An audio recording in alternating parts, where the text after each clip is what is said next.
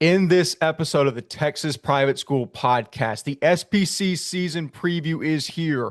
Do traditional powers like EHS, Kincaid, Houston Christian, and TVS take a step back? Do schools like John Cooper and Oak Ridge make a crack at their respective titles? And what chaos are we going to inevitably see come week 8 of the season? All this and more in the SPC preview of the Texas Private School Podcast.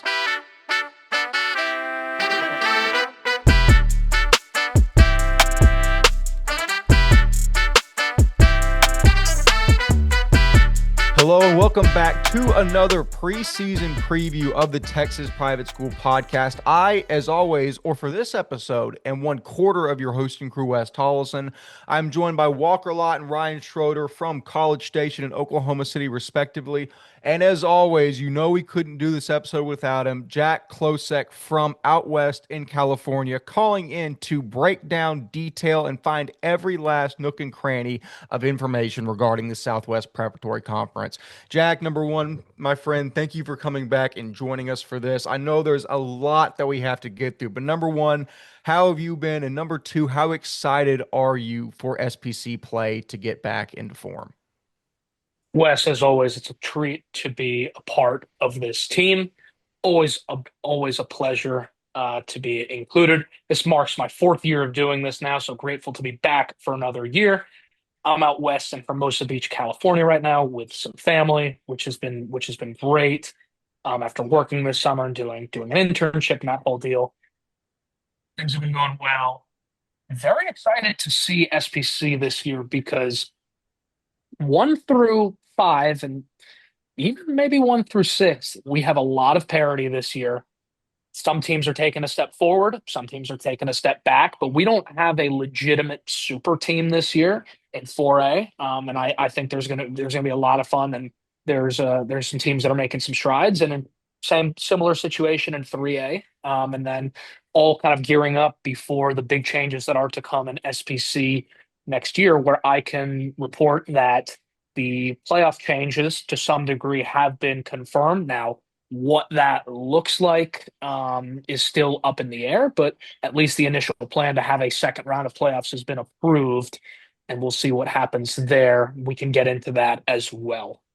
Absolutely. No, we did a fantastic episode a few months back, I think in May, detailing the breaking news of the SPC playoff format changing. I was a big fan of it. I know some people, ironically, were not, but we can debate that at a later junction.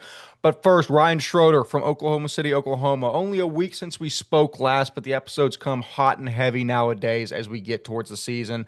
Number one, how have you been? Number two, your excitement level to cover the SPC along with Jack. Yeah, I mean, SPC is obviously for lack of a better term, I think 3A we've seen a lot of different ways of how it's shaped out. 4A definitely has been pretty similar over the past couple of years, but overall, love Jack's input on this as always every single year, and I'm excited to get back and running with it. I obviously got a lot of great matchups out the gate for Jack's alma mater, Kincaid, as well as some other nice matchups down the line for some of those 3A schools here in non-district as well. So we're getting straight into action, and always excited to hear about playoff expansion in SBC as we've been waiting for that for a while.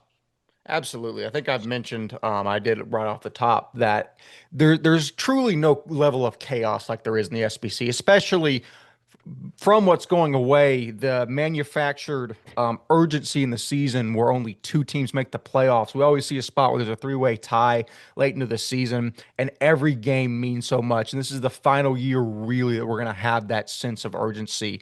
And I am incredibly excited to get down to the wire and see how that materializes. Walker Lott, the last man we have not turned to on the panel. I'll same question as to Ryan and Jack. How have you been and your interest level in the SPC moving into the season? I think the interest in the SPC is at an all-time high. I mean, this is always a good time. It's going to be a lot of fun. I'm really excited to see what schools kind of stand up to deliver. There is not, you have the teams that won the state championship last year, right? But you don't maybe they might not always be the favorites going into this year, and I think that's kind of what it is in certain spots. So very excited about it. Very excited to see who steps up. We had a crazy time with SPC 3A last year. Is it crazy again? Very excited to see how the chaos of SPC always is comes into this year.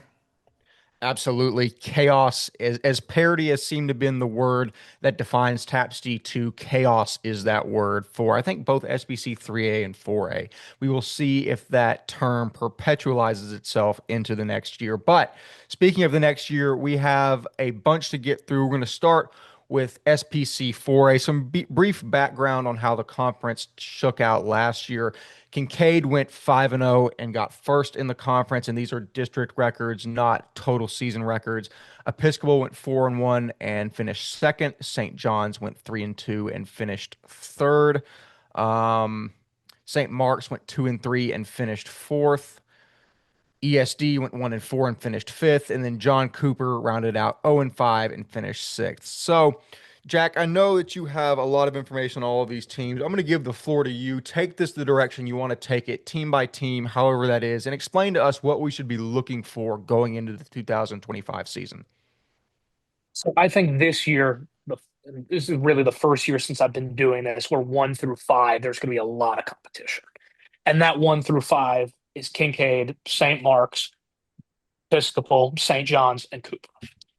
We can start with ESD because I think that's going to occupy the least amount of time. And look, ESD's taken a big step back from where they were 4 years ago when they went 10-0, and we were able to get them in the playoffs. Coach Williams has done a good job there, and his longtime coach, but losing Siler Cook to Parrish, losing other guys as well in.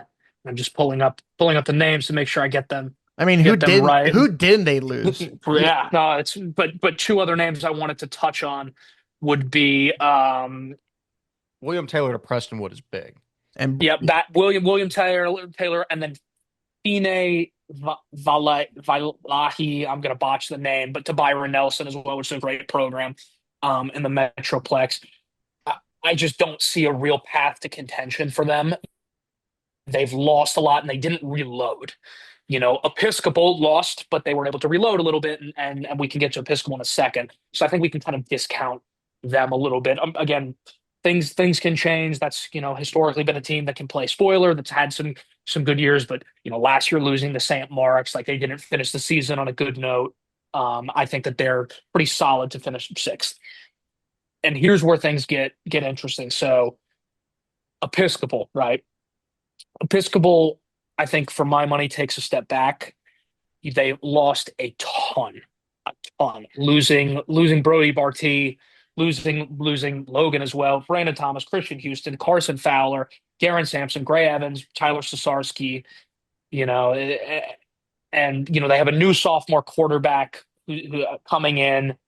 What is he gonna be? Probably pretty solid, but Episcopal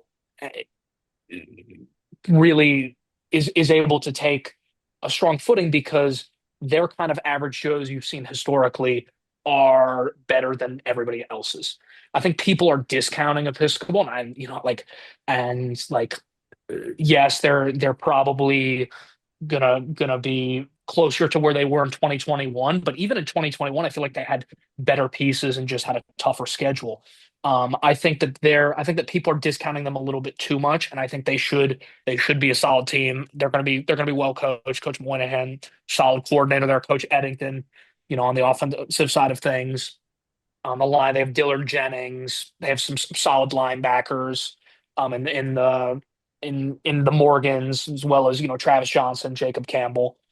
St. John's, another team we can go to. They're gonna take a big step back. Losing Cole Allen, he's not replaceable. He's gonna go tear it up at Harvard. I work for Columbia, the football team there as well. I wouldn't be shocked if we see him tearing up Columbia real soon. Could even be this year. Saquon is really solid on the QB side of things. They're going to be really well coached between Coach Veltri and Coach McKay. Really solid lineman in Will Lane, who's committed to the Air Force. Carson Murray at the receiving core is going to be solid, as well as the tight end and Andrew Christensen. Stanger on the D line as well should be a good piece. But losing Malachi Booker, props to him. He's going to Montverde, and Ryan Schroeder informs me that he's a darn good basketball player as well. But still, I think I think they're like, even though they have some good pieces, they're going to take a big step back. Their defense has always kind of plagued them. They have a couple good pieces there, but they're a team that's really, in the past, thrived on scoring a lot of points and playing really high scoring games. We've seen that with them in games against Episcopal. We've seen that against Fort Bend in years past. And I just don't know if they're going to have the offensive firepower like they have in the past, losing a playmaker like Cole Allen. St. Mark's is really interesting for me. St. Mark's, has long been a team. It's a very academic focused school, as is St. John's. But Coach Flaherty's done a heck of a job since going there. He's a strong pedigree, played at Princeton for Bob Serace, and went to Red Bank Catholic, played, was in the practice squad in the NFL for a little bit. And, it's a well coached ball club. I know that his offense, has given some coaches headaches. But previously, has been, they have good schemes and such, but just don't have the playmakers. Well, they're starting to get playmakers. David Dixon, I know Wes Tolleson's very high on him in the running back position. He's a small guy, but, low center of gravity and should be a really good piece. They have a really strong offensive line. Mateo Prea, who, was kind enough to give me some nice insights and DM with me a little bit, as well as Brady Wyatt. Those guys are going to be good blockers for Dixon to run behind. They have Zach Yarkin and Marshall Bagley as well. That's a team that's going to take a step forward for sure. Do they, are they able to cross the Rubicon and really take a step forward and be the best team that St. Mark's has had in a decade, 12 years? That remains to be seen, but they're not going to be a bottom feeder going 0-5, 0-6 or whatever, 0-5 in conference anymore. Gone are the days where I think they lost, like 15 straight conference games and, we're kind of a laugher in everybody's schedule. Like they're getting better. And they should be really solid team that can play spoiler. Cooper, man, Cooper, was 2-8 last year, and they're gonna be a good team. They went out, they got some guys. Colton Roden is a monster. Um, Colson Collins, really solid as well as Eric Sipko, Jake Sneed, David Esquivel. Sneed has a bunch of big time offers. Sipko's going to go to Air Force. Coach DeHaven's a winning coach. They were able to hang with some teams last year as well. They're gonna be a very well improved team. Now, how well remains to be seen. Playing against 4A teams, this is a team that knows how to was able to win some ball games. Really starting with Brent Landrum, starting the program there, and then DeHaven taking over, and they've won a couple championships now, and they come up, they take their licks last year, they go 2-8. Will be interesting to see there. That's a team that I think we're pretty high on, and they should make some improvements. And then finally, to my alma mater, Kincaid, quarterback is the question. I think it's going to be Ross Wynn, but we will see. Obviously, Wayne Shanks is a dude, and he's going to score a lot. He's going to be a playmaker. They're going to get him. They're going to get him active, and he's going to be a really good playmaker. Alexander Donnelly in the receiving corps is real solid. Their D line has some solid pieces, and Henry McFall, Odell Wynn, Thomas Smith's a really solid linebacker, really good baseball player as well. Losing Caden Lawrence obviously hurts him going to Ridgepoint. But really, Kincaid's big question mark is the O line. It's been a question mark in the past. I know when I was there, we had a smaller O line, but we had guys who knew what we were doing. They're going to be well coached.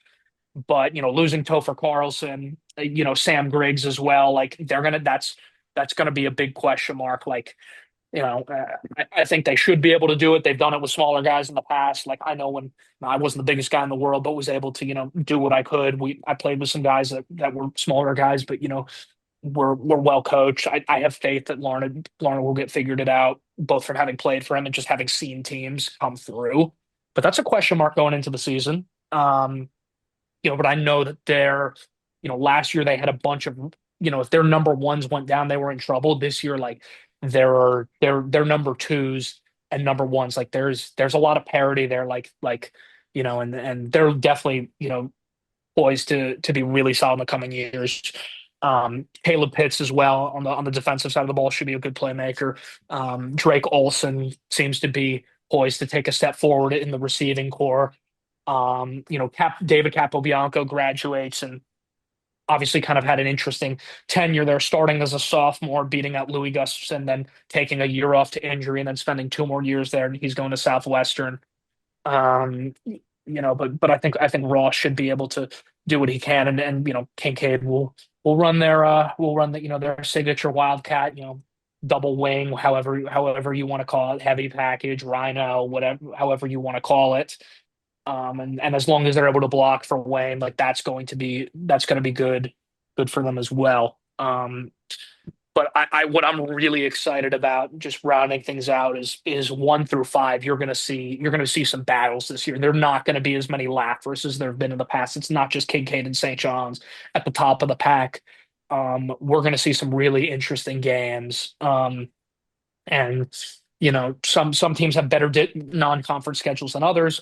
Some teams may come out of non-conference, and we can talk about that looking maybe stronger than they are. Some teams, have much stronger non-conference, but it's all a matter of when SPC play starts, who's hot and who's healthy. ESD, again, we're pretty much counting them out now. But anything can happen. But really, 1 through 5, like there's a lot of opportunity for stuff to happen. There's some well-coached ball clubs, and it should be a lot of fun. But I'm excited to debate and turn it over to you guys to add some color.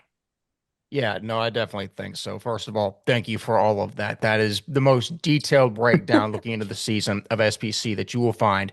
I can confidently say anywhere on the planet. We and then Jack is the source for that. That being said, something that came to me that I thought was interesting while you were talking. I mean, I went and I started watching Wayne Shanks, the running back class of 27 at Kincaid's film, and I started to think, how does he shape up moving into his junior season to where Cole Allen was in his junior season? Who do we think is the better, not even prospect, but the better high school football player? Jack, I'll start with you because you've seen both of these guys to a large extent. As Wayne moves into his junior season, last year he had over 1,900 all-purpose yards, 27 touchdowns, no fumbles, just an insane talent. But also, we were talking about Cole Allen in the same respect at that point.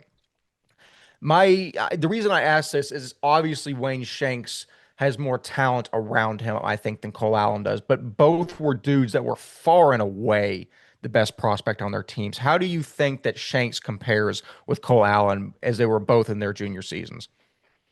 I think I think that Wayne is the better talent, and the better prospect. I think film will show that. I think their numbers are very comparable, but there's a reason why Cole is going, super high academic kid. He's going to Harvard, and there's a reason why Wayne has as many Power 5 offers as he does. Obviously he got the benefit of going to Cy Woods and playing 6A competition as a freshman. Not Cole also was a 4-year letterman, but you don't play the same kind of ball that you play in 6A that you play in SPC. Wayne had a good line around him, and was a really solid playmaker last year. And but I think that I give Wayne the edge, but Cole was a difference maker and really one of the best players in that program's history. But you do wonder if there was more talent around him, and he played on some really talented St. John's teams, as talented St. John's teams they've had in years, decades.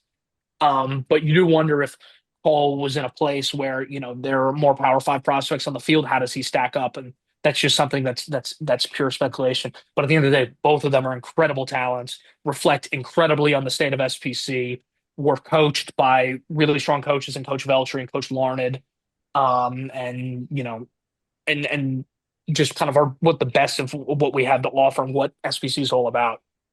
Yeah, definitely. So I think that's a good way to break it down. Walker, I think you were the only member of the program that has seen both Cole Allen and Wayne Shanks live. I've seen Cole Allen. I've not seen Wayne Shanks. You've seen both live.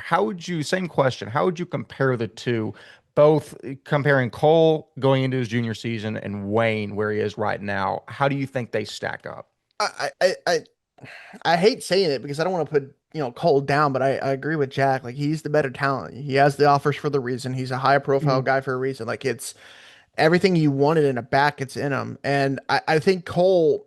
Cole was unbelievable. I think he should have went higher than Harvard and all this. Like I'll go to bat for him forever, right? But I think there's a reason the colleges are seeing the same thing in Wayne and being like, okay, even at this young of an age, like he's impressive, right? So I'm very.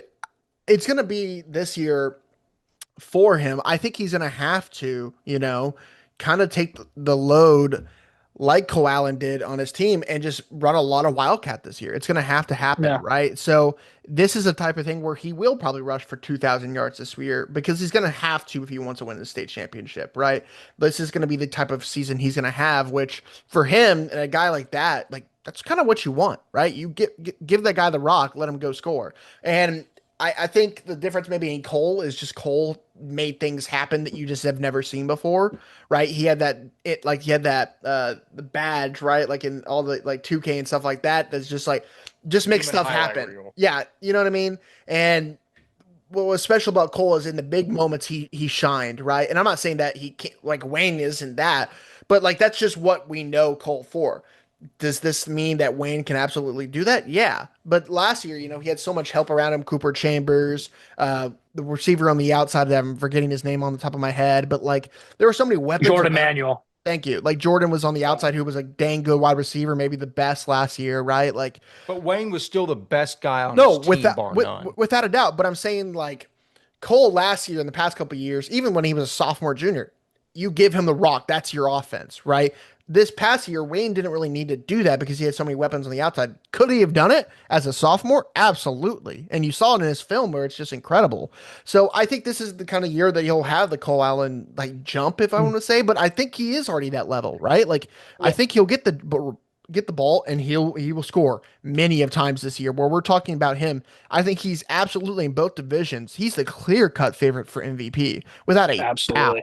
So Absolutely. and I think Cole was kind of the same way. So I mean, yeah, I think he's going to be a baller like he's supposed to be this year. Right. And it'll be interesting to see um a lot of it's predicated on what Kincaid's line shapes out to be. If Right. Kincaid's line is able to be, solid, then because they got Wayne involved in the passing game a little bit, running him on rail out routes out of the backfield. You can do some stuff with him there between Alexander Dolly and Drake Olson. You have some solid receivers with Olson. I'm kind of bullish on him. He should take a big step forward. They have some solid pieces. If Kincaid's able to throw the ball, if they're able to hold blocks long enough, and Ross can build. He was a solid kind of 2 year JV player. Like if he's able to build on that and be solid, like then you add more threats. But even regardless, like Wayne is the clear cut player, and I think he should be able to put the team on his back. I think so. Ryan, looks like you had something to say.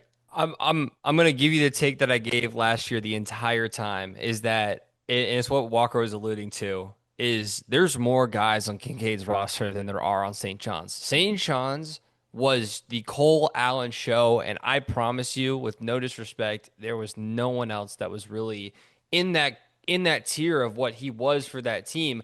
That's no disrespect. Kincaid has way better ballers, way better average dudes that St. John's did, and you see that from the fact that the guy was, dude. He first off, if you don't know the stats of Cole Allen, I'm about to read them out to you. He had over 100 yards in each game, and averaged probably around the 200, if not higher mark. Only had 2 games under 200 yards rushing and had 2 games over 300 with a high total last year, 439 yards in the game against St. Mark's. 439 rushing yards in a game. Cole Allen is the definition of give me the rock every single play. I'm going to take it. 43 rushes against Episcopal. Like, that is St. John's. It was Cole Allen. In the same vein, Wayne Shanks is providing that offense. He just doesn't get the same amount of carries. I think this year you'll start to see the total. His highest total in carries last year was 35 and stuff, but he's really averaging around that 25 mark. And I think what you're going to see, and he had what looks like, call it 4 games last year where he was under 20 carries. He won't be under 20 carries this year. I feel like he'll get the rock even more this year than he did last year on the rushing, but he won't be at Cole Allen numbers. I just think that by far Wayne Shanks is in a way better position than Cole Allen ever was. And I think that Wayne Shanks overall did play better competition, even in non-district wise. So it's hard to kind of gauge that. But Cole Allen was Houston St. John's, bar none. That's my take. I'm interested to see if Wayne Shakes could ever be that for Kincaid. There's just too many ballers at Kincaid for all the love to go to one guy every play, I feel like. It's gonna be that this year. That's my. I think so. It's like I I'm think watching. so. I'm rewatching his film right now, and I'm realizing like It's so good. it's the acceleration when he gets in the hole, the vision before he even needs to make a move. Like there's so many times where he looks, finds it, goes, and it's downright impressive. Oh, okay, there's him running over a St. Mark's player because he just can, right? And he's bigger than Cole Allen was at this time, right? He's 5'11", and he runs under 1100 or 11-second 100 meter. Like it's a pure athlete, and I know I know the guys in the St. Mark's burners are going to come after us for glazing Cole Allen even after he's graduated, but like Does St. Mark's have murders? maybe or no, St. Yes, Mark's. St. they John's. have. They have the It's state- not Glaze when he has they have the 42 sup- touchdowns and he Right. has over 2,500 rushing yards, Yeah. and you know he's getting the rock, and you can't stop him. He's Right. getting the rock every play, and he's 439 yards. Yeah. 439 yards, St. Mark's. You knew he was getting the ball. We Sure. played that when we played them at Rice my senior year, when he caught that ball over Cam Henry, when he mossed Cam Henry, Alex LeSuede, still to my this day one of my best friends, turns to me, he's like, that kid's going to be really special. Yeah. When he just and Cam in his own right went to Harvard, played as a freshman, now just runs track there, but was an absolute dude. Like special player. St. Mark's has this thing called the super fan men. By the way, you're talking about St. Mark's burners. It's this. It's interesting. I just check that out. No hate. Like it's just that's a big thing. That's a big thing over there. It's That's like their student it's section. like the Episcopal Gong Squad back in the or they so yeah, that still exists. but I just I want to say think. this will be the last time Cole Allen's mentioned in the SPC, probably, hopefully. It won't And we'll- be. Right. But Well, I want to make it clear. Like if you can clip this. Like we're talking about him a lot, but like that's the level that we think Wayne Shakes is going to be this year. This is the level of caliber of player that Wayne Shakes is going to be. You don't talk about SPC 4A without mentioning Wayne Shanks for another 10 minutes. Like he will be this division. He will be that type of player, and he's going to rush for 2,000 yards. He's going to rush for 35 touchdowns. Like this is the type of caliber of a season that we are expecting from Cole or from Wayne. Of course, I just said it, but like from Wayne. So Yeah. this is what we expect. If he can have the offensive line just to give him something every play, he doesn't have to have an all-time caliber offensive line. Just give him something, and this caliber of player is going to make stuff happen, right? So I'm excited for him. I think he's going to dominate. Whether they have a quarterback on the outside, right? Like they have pieces, right? You talked about Odell Wynn. Is Ross going to come off the ACL injury and be the guy? It's going to be interesting. I'm very excited for a lot of pieces to step up. Drake Olson, like you said, Jack, I think he's going to take the step, and he's going to be legit this year. I'm very excited about him. But it's going to be the Wayne Shanks show for the next 2 years, and I'm very, very excited to watch it. No, it definitely will. I want to, before we get out of 4A, I want to briefly touch on John Cooper and St. Mark's, two teams that finished towards the bottom of the barrel. St. Mark's 2-3, fourth. John Cooper 0-5, sixth, dead last. I think those two teams have the opportunity to take a big step forward. Notice how I don't say will take a big step forward because I've said that in the past and gotten burned, but I think the chance is certainly there. With John Cooper, they've got too much top-end talent not to look at and analyze just right off the rip. I'm very high on them this year. Colton Roden is a monster at linebacker. Monster. 6'1", 225. You pair him with quarterback Colson Collins and senior wide receiver Eric Sipko. Sipko's an Air Force commit. He's 6'3", 185. Junior Jake Sneed is 6'6", 240. It's going to be lethal. By the way, Sipko runs a sub-11 in the 100 and a sub-50 in the 400. That's everything I ever wanted to be as a high school athlete. So if I can somehow be reincarnated into Eric Sipko, that's what I'm banking on. But all that being said, Jack mentioned they've got other guys like David Escuela, Lucas Triplett, Colin Weeks. I mean, I think, especially with Coach DeHaven there, they have championship pedigree. That dude knows how to win if he can get towards a postseason berth. I think finally he's got the pieces around him and all the solid pieces from last year, a year older. Jack, I'm curious to see if you hold the same sentiment that Cooper has a great chance to take a step forward. And without a doubt, they're going to take a step forward. They are going to. I can say they're going to build on being 2-8. That's they're not going to go winless in SPC play this year. I don't think. They they're a couple years removed from having some really good teams. With Vaughn McKeever and all that, winning back-to-back titles. Blake Pitts was there as well. They're going to take a big step forward. How big remains to be seen. But they're absolutely going to be better. They have legit top end talent. They have a coach who's won at Pius, he's won at Cooper, and I don't think there's any question. Now, what's to be determined is, you say, okay, they're going to beat ESD. Say probably good game, but then once you get to like St. John's, who's done a lot of winning, against them. Once you get to how do they kind of stack up there? I think that they're on paper better than some of the teams, but a lot of it's going to play out with what happens kind of in that what happens in that moment. Cooper does not have a super strong non-conference, so we're not going to be able to read into too much beforehand.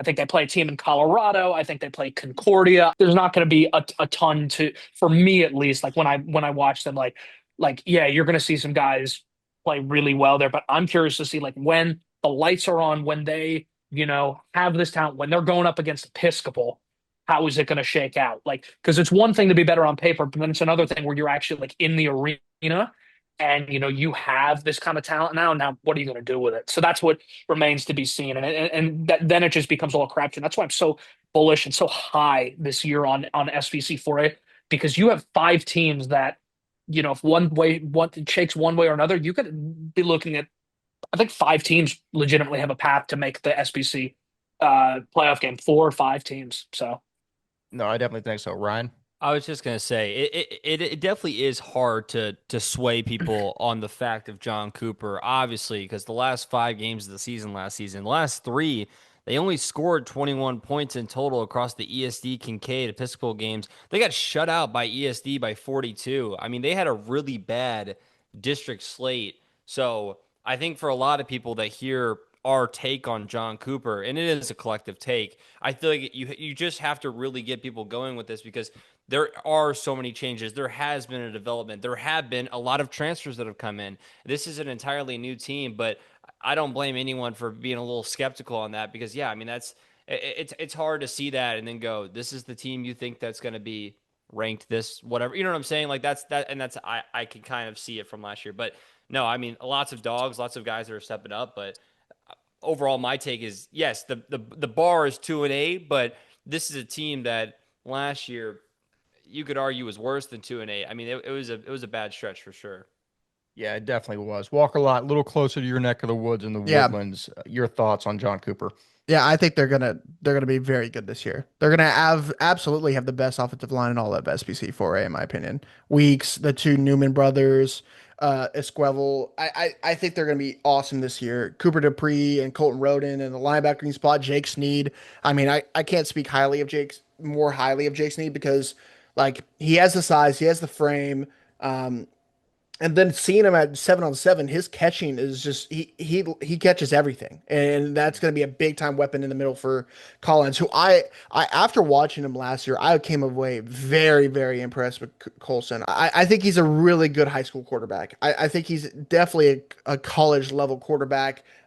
He made plays happen. He was great outside the pocket as well, escaping, making things happen, and then I'm big on Eric Skipko as well. I think he's a big time dude, and they have other weapons. I'm excited to see come through the ranks. They're always going to be a good team. They took their licks last year. I think they're going to dominate this year. I really think with some teams losing stuff to the transfer portal, I think this is a clear team that added great additions in the portal to make them successful. And I think it's going to be really, really fun to watch. So also, I believe Grant Gunnell is now the quarterback coach over there. And I think that's pretty cool.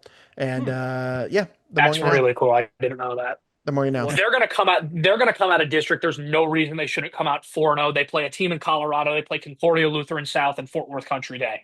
There is no reason why they shouldn't come out of that, healthy, having worked on all their stuff and be ready to go. And you can circle October 3rd because that's they open up SPC with St. John's, and it'll be interesting. It'll be really interesting to see. But Walker's on the money there.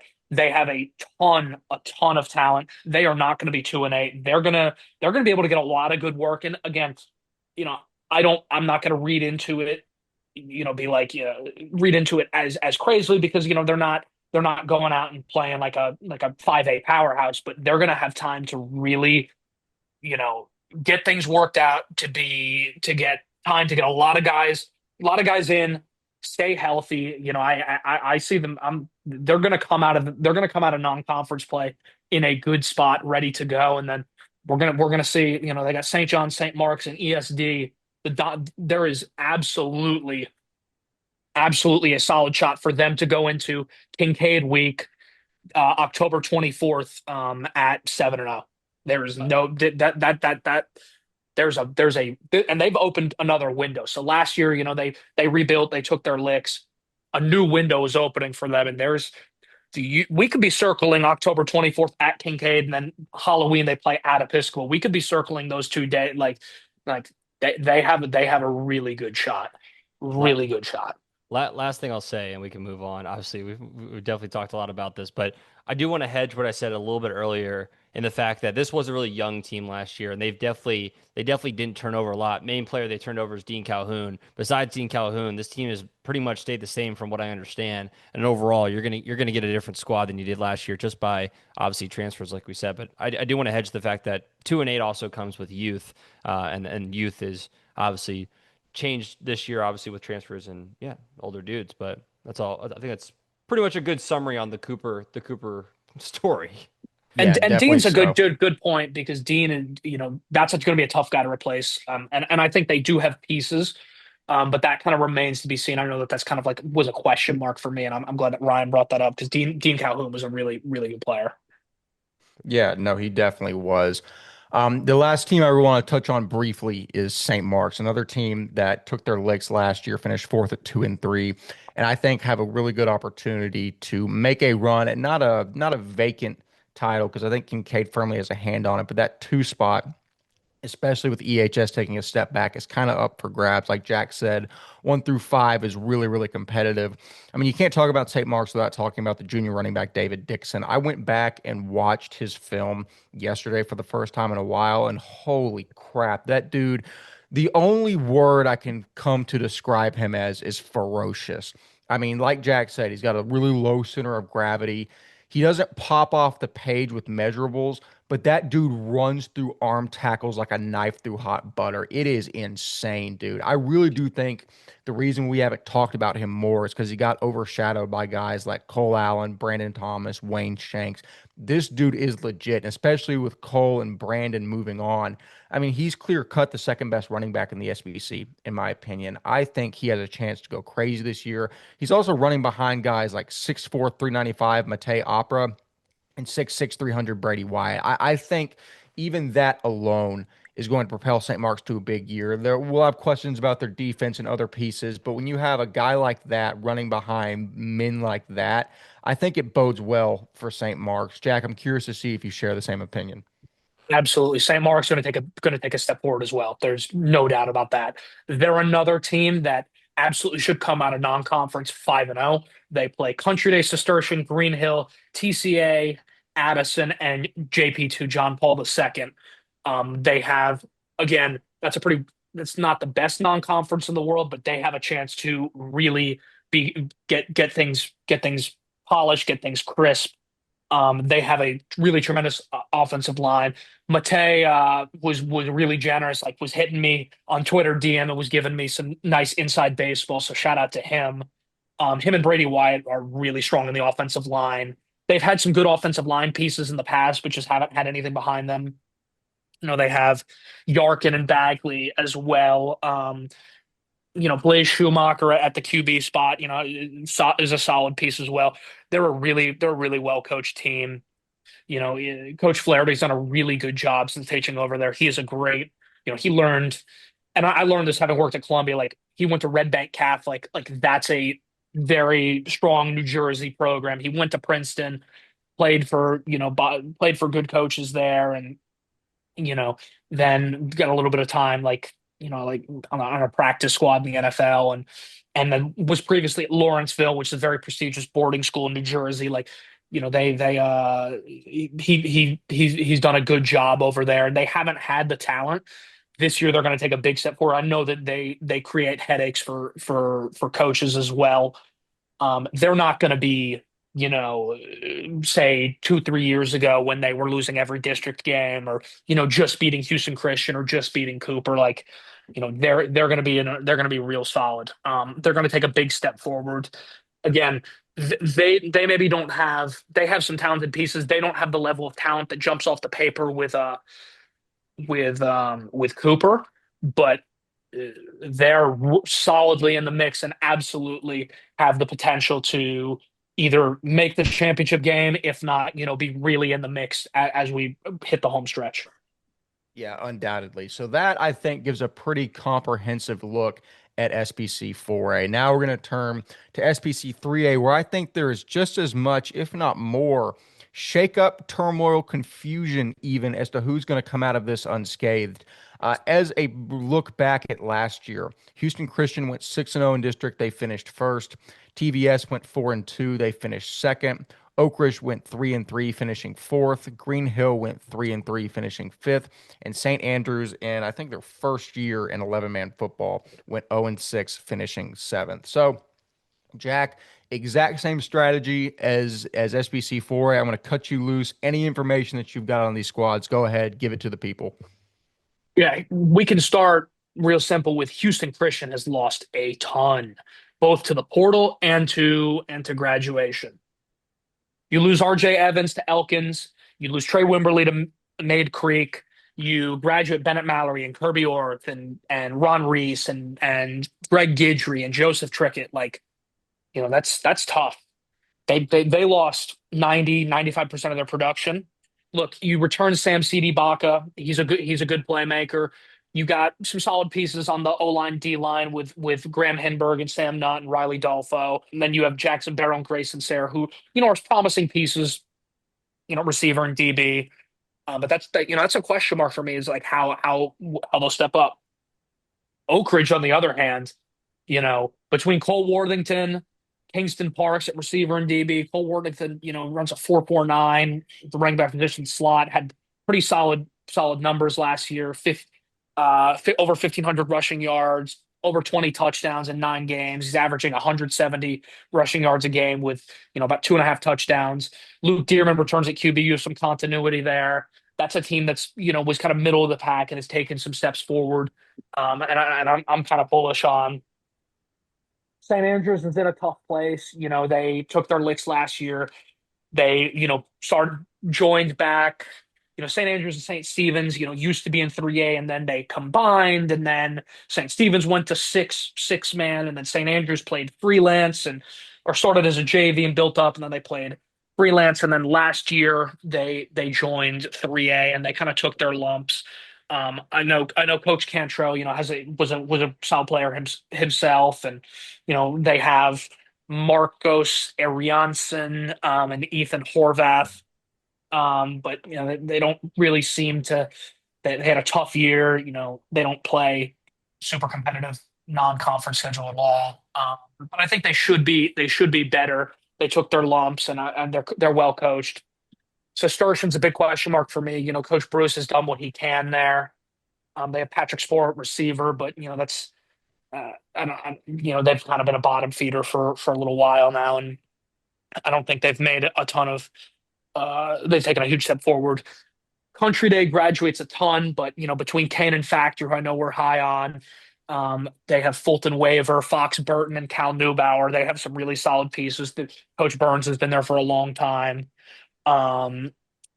Trinity Valley, they've over the past couple of years, like they've lost a lot of units to the portal to graduation. But they have Hub Nichols on the line. They have Brander Killian on the D line. Hayden Tolbert at quarterback. They have Chris Houston as well at linebacker. They should be solid. Coach Morrison's done a really solid job there. And then, we're high on Coach KJ, as always, at Green Hill, but they lose Caden Castillo, they lose Will Black. They do return Trey Davis, but they they're also not in the best of spots. So, as always, like 3A is fun because every year there's some amount of parity, there's stuff that changes, but um, I think that Houston Christian has a lot of question marks going into this year. Certainly are well coached with Coach Eisenman, but I'm excited to see how well Oak Ridge takes a step forward. Country Day and TVS are always in the mix, and then hopefully Green Hill can stay pat, and then we can see St. Andrews and Cistercian maybe makes modest improvements. Yeah, no, I think so. My biggest thing, and a lot of going into previews, it's speculation, obviously, but it's how much do I want to put stock into the pedigree of Houston Christian and TVS when in reality I don't actually know what's being brought to the table. Like we said, you bring Sam City Baca and Paul Hill back at Houston Christian, but I mean, does that really offset the caliber of names they lost? Walker, I'm curious to hear your opinion. We both followed Houston Christian pretty closely, obviously successful as they've been. I, do we give them the benefit of the doubt as reigning SBC champions, or do we need to look more critically in this and think that, hey, some of these teams like Oak Ridge, maybe even Country Day, have a chance at really dethroning the former reigning SBC 3A champions? No, yeah, I think you definitely should give them the benefit of the doubt, right? Because I think they have a lot losing, right? You talk about RJ Evans is their big time guy gone. Trey Whibley is gone. Cade Gullidge is actually gone, going to Memorial High School, I believe. So like they have a lot gone, and but they do return stuff. Jackson Barrows back.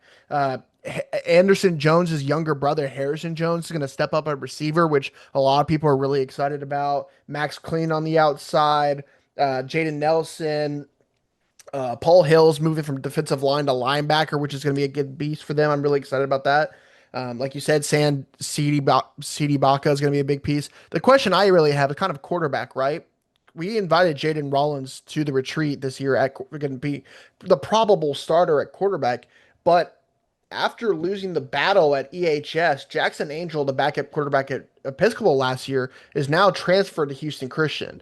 And do they start him? Do they start Rollins? That's going to be interesting to see how that happens after fall camp, because I wouldn't leave one school to be the backup at another school, if that makes sense, right? Especially a classification same as me. So very intriguing to see what happens there, and really, do they go with the guy who's a little bit maybe more experienced, or do you go Rollins? So I'm really excited about this team. They have a lot of pieces coming back. I really, really am excited about Houston Christian, but like you said, they lose a lot, so a lot of youth has to step up to the plate. And are they going to be able to? And that's going to be the question when a team like Oak Ridge, which has a lot coming in, which probably the biggest transfer in all of SPC this year is Kingston Parks. Yes, do you want to say something? I was gonna say the words Kingston Parks, dude. Yeah.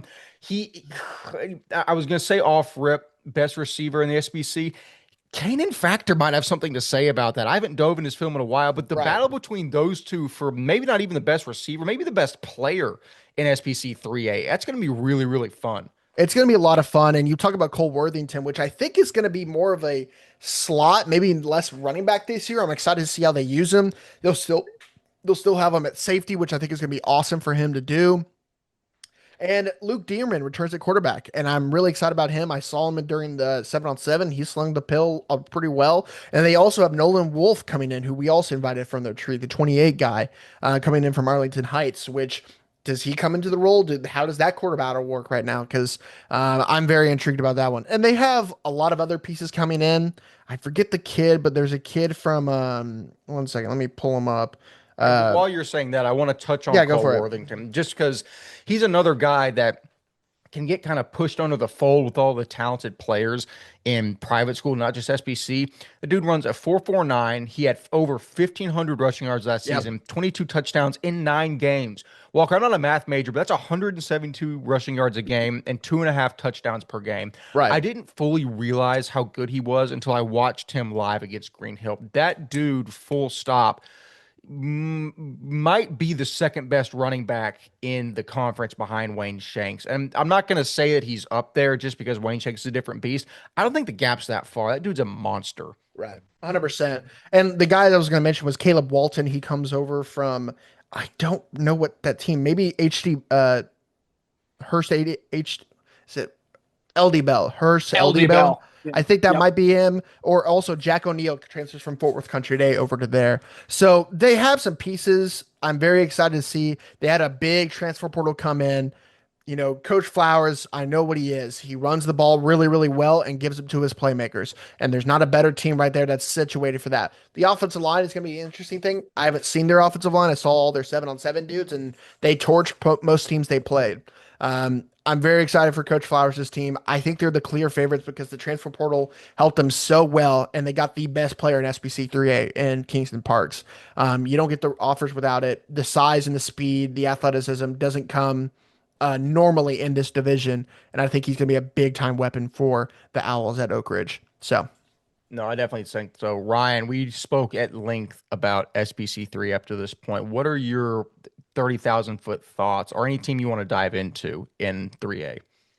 I just think we've seen back-to-back years, we've seen the Houston Christian, Trinity Valley, kind of that back and forth battle and stuff. I'm looking to an area now where, we're probably in the same boat of, the Houston Christian TVS being near the top, but obviously we're in a different realm of now Oak Ridge moves into that conversation, a conversation they haven't been in since they won back in 2011. Like, truly, this is a team that has been down in the dumps for quite a long time. So I've always loved the parity, like we've talked about, and some of the chaos that we have in 3A, and especially what Wes hit earlier on how, in this SBC format that's currently had without this playoff scenario, each game down the district schedule is so important that when Houston Christian and Trinity Valley see each other, it's like, oh my gosh, this is for state part one, and then the next time you play Oak Ridge or whatever,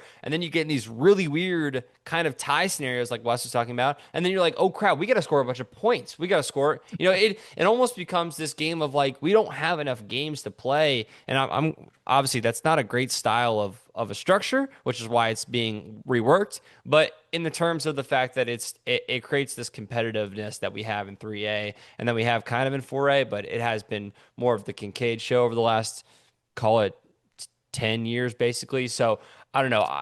It's Kincaid and Episcopal for that matter, but I think overall I do like the parity, and I love that Oak Ridge is now coming into this conversation with all the assets they have this year. I definitely think so. So, man, that's a lot. That's a lot of dense information on each of the respective conferences in the Southwest Preparatory Conference. So now the moment you've all been waiting for, like I've said previously, the moment you've all scrubbed through the episode for just to see right off the rip, we're going to rank these teams. Always more or less a futile effort on our part. We do need to start going back and seeing how our preseason rankings shake out against what actually happens. Although I might not want to do that because it might expose how little ball we know. But I'll check and see how right we are before we release that to the public. That being said, Jack, we're going to start with 4A. I'm going to let you take us through the overall rankings and we'll have some discussion on these. How do we see the SPC 4A shaking out? All right. The moment you guys have been waiting for. As follows, our 4A rankings are number 1, Kincaid. Number 2, John Cooper. 3rd, Episcopal. 4th, St. Mark's. 5th, St. John's. And 6th, Episcopal School of Dallas. So that's what we're looking at. No surprise, as I think Kincaid took up the most time of any team that we spoke about on this preview. The thing that's going to surprise some people is Cooper at second. And I think we alluded to this in our preview, especially talking about the top end talent that they have that really might rival anyone in the SBC, as well as the fact that all of those guys are a year older and are established playmakers. Jack, how justified do you think Cooper is in the preseason moving up to number 2, especially when teams like EHS that have been traditional powers, they lose so much, we don't know if we can put them that high. 2 and 3 were tough. Were tough for us because this is a team ranking. This isn't just my ranking, but I I don't see Cooper could have a case to be number one. They have a ton of talent on paper, you know, but again, it's on paper. They were 2-8 last year, so it remains to be seen what they do with that.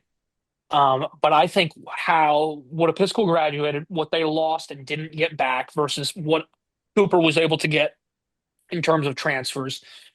Um, I think Cooper's deservedly second. I've seen them.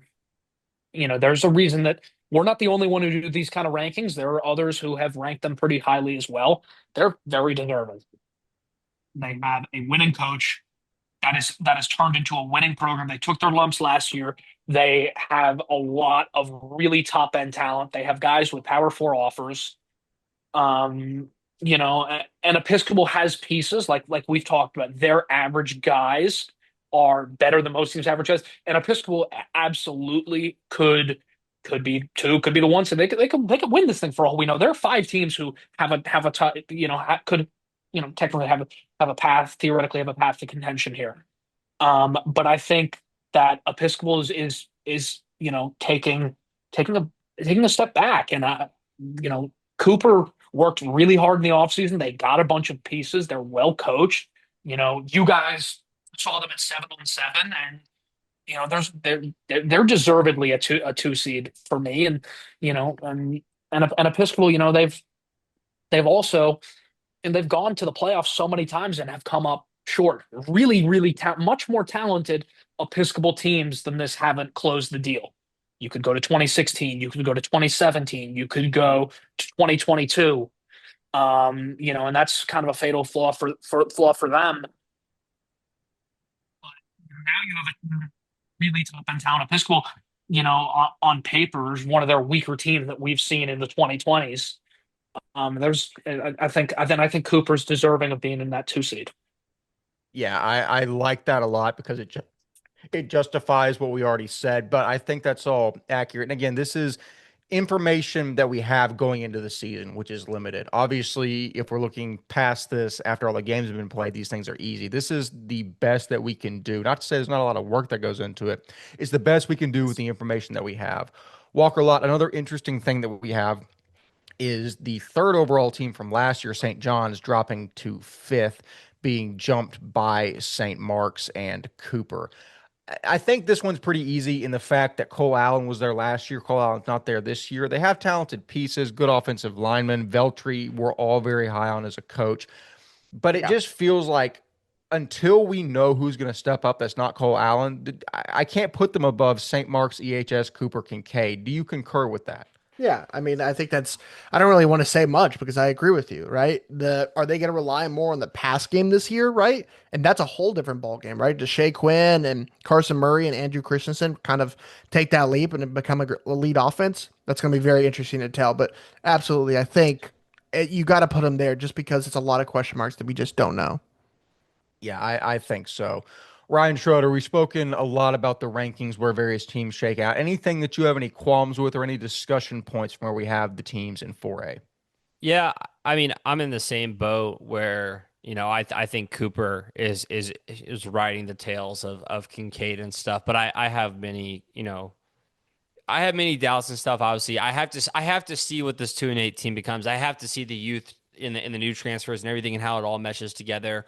And I also have to see Oak Ridge fully come together as well. Obviously, Oak Ridge has been a question mark, like we talked about, and if those pieces mesh well together, I truly and this is the problem, but I am truly basing a lot of it off of brand recognition. If I recognize the brand name and I recognize where they've been and the quality of the program, it helps me understand that. And obviously, with the new system in Oak Ridge and stuff, with obviously the prior experience, that they've had and stuff, what that coaching staff has had, especially with back at Southwest Christian, I think I'm in this boat now where I believe, but I have to see it come through, and I think a couple non-district games might get me over the hump for that. But overall, I think we hit pretty much nail on the head about the top of these rankings.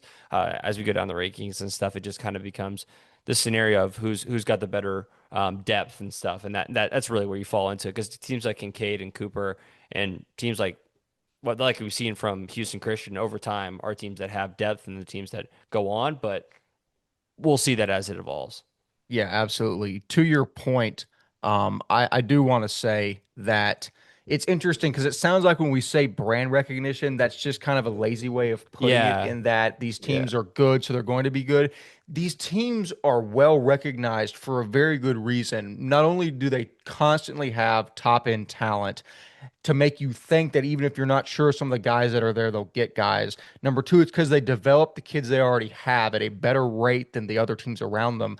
And number three, probably the biggest point to their brand is their coaching staffs are elite. And I think you mix all those three things together, and a lot of the time that goes a longer way than just getting a really good kid in from somewhere. I trust the process, not to use a cliche term, a lot more than I do just one athlete coming in from a different school. That'll make a difference, yes, but that's why we're so constantly year in and year out high on Parrish, high on Liberty, high on All Saints, high on Dallas Kincaid, Christian. et cetera, Dallas Dallas Christian, Christian. exactly. Yeah. It's because every year we say, hey, these teams are going to be good, and guess what? More often than not, we're right in that Yeah. assessment. Walker Lott, I saw a hand go up. Do Yeah. you want to refute anything I just said? I think the biggest example of that in SPC right now is EHS at Episcopal, right? They have the I brand agree. recognition, but they could be farther down than 3 this year. Truly. I'm very intrigued about this team. The offensive line is going to be solid, I think. You have the Morgan brothers that are going to be awesome, but they lose a lot, man. And losing Rodney Thomas to public school is a huge loss, man.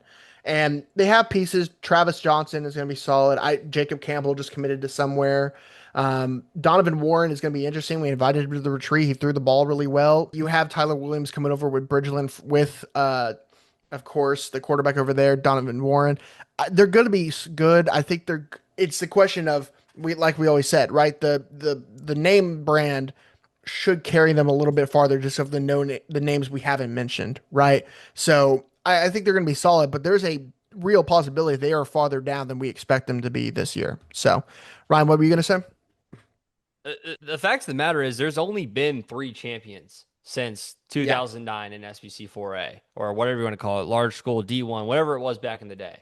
It's EHS, it's Kincaid, and then one random year it was All Saints before they switched over. Like I'm telling you, it's been 2 teams. So when we talk about brand recognition, I mean that's just how it is in 4A. There have been all these different teams that have gone through there, and for some reason, even if they made state championships, none of them got over the hump besides the purple and the white and blue.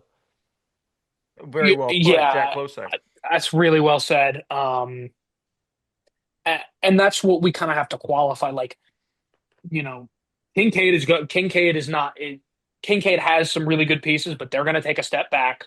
St. John's is going to take a big step back. Episcopal is going to take a big step back. St. Mark's is going to take a step forward, and Cooper is going to take a step forward. I don't think anybody's arguing about those 5 things. And obviously, ESD is kind of on like an island by themselves. But even 1 through 5, it's a matter of brand recognition, or however you want to say it, pedigree.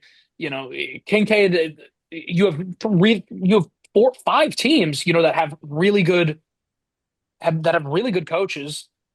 2 of them in Cooper and St. Mark's are getting top end talent, and are for the St. Mark's is going to have their best year, is going to have their best team in years, over a decade. Cooper, has a ridiculous amount of talent on paper, but at the same time, like when they're in the spotlight, and going up against even St. John's, who's going to take a huge step back, like St. John's is going to be really well coached, and Episcopal, like may finish 5th for all we know, but a lot of people are. I don't want to say counting them out, but like they're gonna be there, and they're still gonna be a tough nut to crack, and that's what I love about this year. I've done I've joined this for 4 years and I've done 3 previews. I am most excited about this season because every week starting, when SPC starts, something is going to change. And that's gonna be different. And for all we know, it could be Kincaid and Episcopal at the end of the road. You know, Ryan brings up a really good point that's what it's been. Every year it's been Kincaid Episcopal, Kincaid Episcopal, Kincaid, whatever, and then All Saints won and then left SPC, and it's been the same kind of thing with and Kincaid's played mostly Episcopal in those playoff games. And played St. John's once. We played ESD. They played St. Mark's once.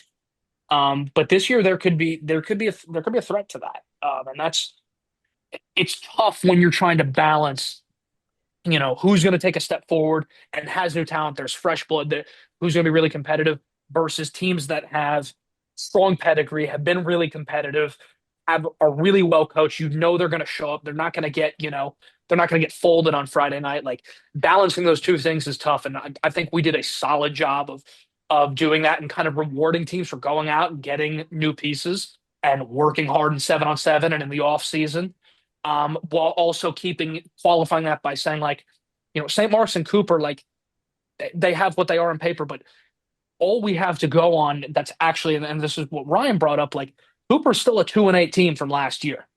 Like, you know, at the same time, they're going to be much better. I'm very confident in that. But until the rubber meets the road, it remains to be seen.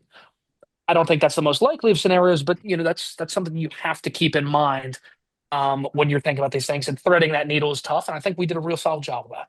So all I'm taking from this is that when I'm at Red River this year and a St. Mark's kid comes up to me and starts talking crap with me, I actually can't talk as much crap back because they're going to be a better team this year. That's all I've taken really out of all of this is that St. Mark's is.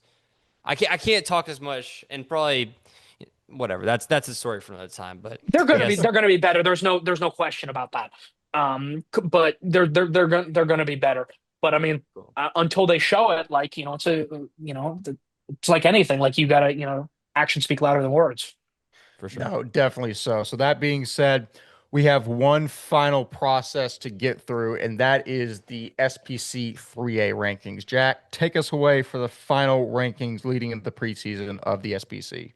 All right, as voted upon by the four of us, we have number one, the Oak Ridge Owls, number two, the Houston Christian Mustangs, number three, the Trinity Valley Trojans, number four, the Fort Worth Country Day Falcons, number five, the Green Hill Hornets, number six, the St. Andrews Highlanders, and number seven, the Cistercian Hawks.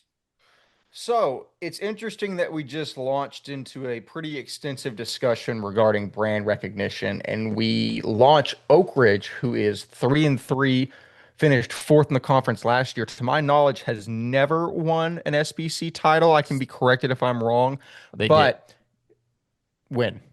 2011 Okay, thank you. and Right, in 2003. Gosh, okay. man, So I'm in my anything bag. that's more than 13 years ago doesn't count in my book. But I knew Ryan had the SBC website up, and I would be quickly corrected if I was wrong. So a team that hasn't won the title in 14 years, in Oak Ridge, going to the top over the established powers in Houston Christian and TVS.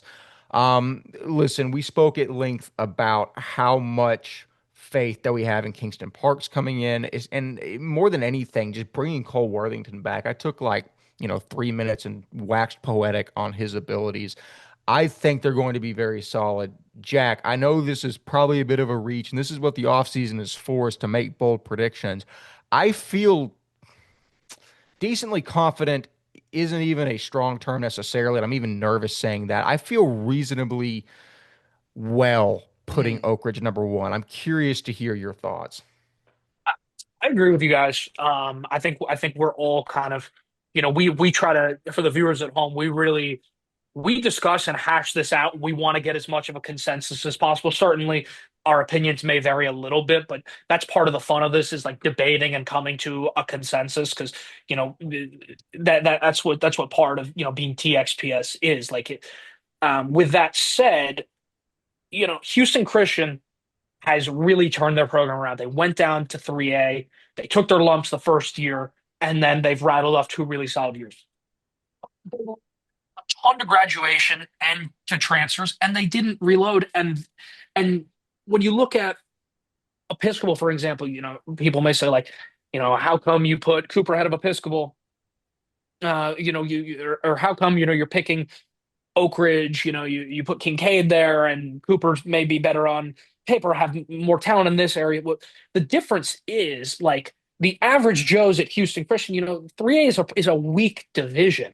Like Houston Christian lost a lot, graduated a lot, and we don't know are 100% what they're replacing it with. Sure, they have pieces as everybody does, but Oak Ridge just has a solid, a real good coach and Coach Flowers, and then you have really talented pieces I think it's clear, we can thread the needle all we want between past performance and coaching, but at some level, like if you lose more than you take back in and you don't have guys to fill those holes, and you have another team that's, been gunning, took a step forward. They were a 500 team in district this year. Like, that's to be rewarded. And I think we've done that. And, again, time will tell. We could certainly be eating our words, and Houston Christian, could blow things away. I know some people have them ranked one, but like for us, like I just haven't seen enough that they've replaced what they lost, and some of the guys that they lost are not replaceable. And it's not a one-to-one relationship.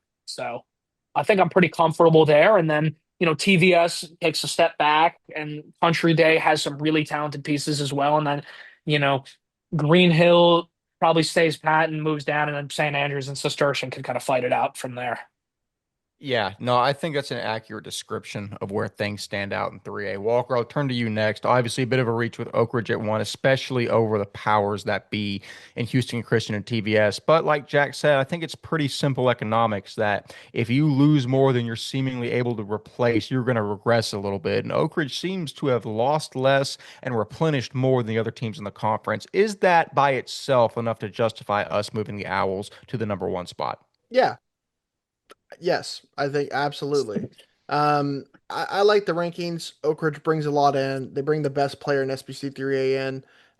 You add in a top five player from SBC 3A last year in Cole Worthington. You bring in a quarterback. You bring in some weapons. Like, how can it not be, right? And then Houston Christian loses their best weapons. I mean, the plus and minuses add up into the rankings they are. I think Houston Christian can be really good this year, and I think that's the battle and wherever it is. Probably what again, probably at HEB Stadium, like Wes was there last year, so probably will be there again. And TVS, I love Caden Tolbert. I think he can go higher. Fort Worth Christian or Fort Worth Country Day with Factor. I think he can be a factor, huh? To make a big play and make. Boo. Thank you. I think he can. They can go higher. I like Greenhill. I know they lose Will Black in some pieces, but I mean, Coach KJ has had him playing hard these past couple years, and they could jump high. I also think it's meaningful, and I don't mean to interrupt you, but Green Yeah, Hill has been in the cellar yeah, perpetually. And the fact that we're picking them, almost in the middle of the conference, I think that speaks to where KJ has gotten them to this point. yeah. So it's going to be interesting. They can go higher. I really think 1 through 5 can be interchanged, but I think there's a 1, 2 that is really kind of the solid choices. But can TVS and Tolbert and Chris Houston ruin the day? Absolutely. And we know anything about this division the past couple of years. People love to ruin each other's days in this conference, and I'm very excited to see it. Absolutely, Ryan. I think anything outside of 6, 7 can really shake up. I'm curious to hear your thoughts on SBC 3A and the ranking system there. Oh, that's good. I'm the young one. Actually, no, Jack's younger than me because I was just gonna Hmm. say I'm the young one here, and then I I am don't. not. I'm the youngest. I'm only 21. Yeah, no, you Ah, are, and so you, but I'm just gonna let that be what that was. Overall, I mean, I think I accidentally kind of hit on it when we were going over the 4A rankings. You kind of have my stitch on it. Basically, have to see Oak Ridge pull it through. A team that went 7-3 last year, obviously coming into their own this year and stuff with the way that they're gonna look. I'm very excited overall how this shakes out. Cole Worthington, obviously a very solid player. I'm I don't know. I think it's hard not to talk about Oak Ridge at the top, but like we said before with SBC 4A, teams like Houston Christian and TVS will just sit in the shadows and wait till you lose 17 to 14 of them last year like Oak Ridge did and or lose by 35 like they did to Houston Christian last year in Oak Ridge. So Oak Ridge is looking to bridge that gap times two this year.